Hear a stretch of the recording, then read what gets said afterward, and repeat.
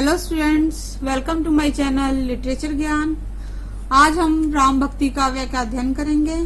सबसे पहले हम इस विषय के बारे में साधारण शब्दों में जान लेते हैं। जैसे कि नाम से पता चलता है कि यह काव्य राम का काव्य है और इसे पूर्ण रूप से तुलसीदास जी ने प्रस्तुत किया है।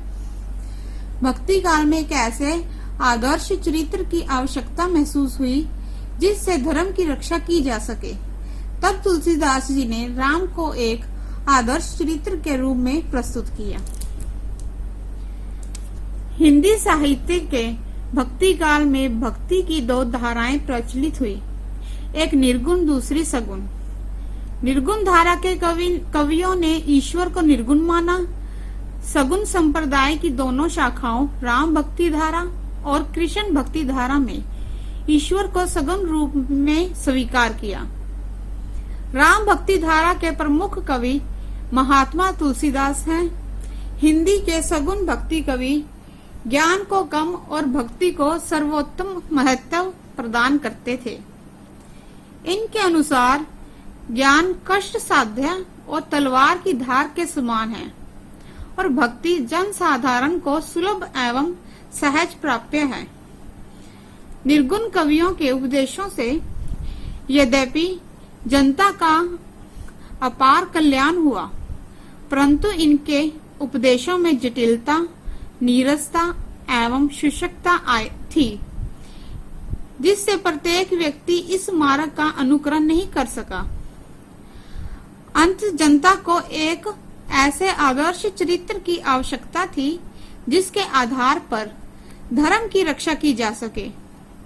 ऐसे समय में तुलसीदास ने राम का आदर्श चरित्र प्रस्तुत कर जनता में नवीन आशा की किरण उदित की। उत्तरी भारत में स्वामी रामानंद ने जिस राम भक्ति लहर का प्रवर्तन अर्थात शुरुआत किया, उसके अनुकरण पर भक्तिकालीन साहित्य में राम भक्ति का विकास हुआ। इस शाखा के प्रमुख कवियों में तुलसीदास का नाम अग्रगण्य अर्थात सबसे आगे है। राम भक्ति काव्य के कवियों में तुलसी का स्थान इतना ऊंचा है कि अन्य कवियों का महत्व अत्यंत गौण अर्थात छोटा हो जाता है। तुलसी ही इस शाखा के प्रतिनिधि कवि हैं। राम काव्य की प्रमुख प्रवृत्तियों को जानने के लिए तुलसी के साहित्य की विशेषताएं जानना आवश्यक है। संक्षेप में ये विशेषताएं इस प्रकार हैं।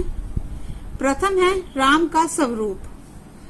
तुलसी ने ब्रह्म के सगुण और निर्गुण दोनों स्वरूपों की स्थापना करते हुए उनमें अभेद माना है, परंतु व्यवहारिक क्षेत्र में उनमें राम विष्णु के अवतार हैं, दशरथ के पुत्र हैं।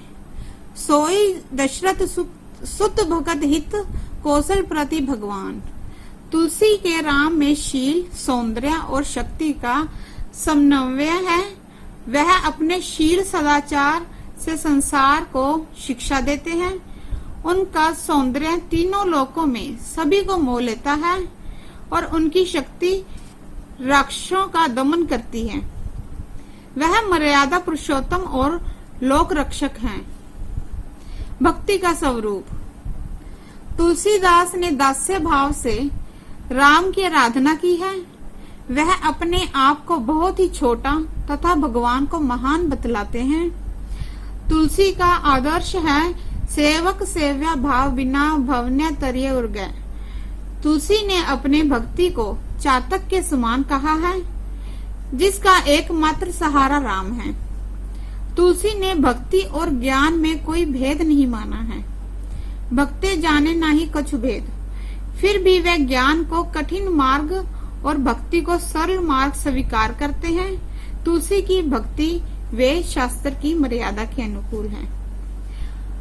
धन्यवाद।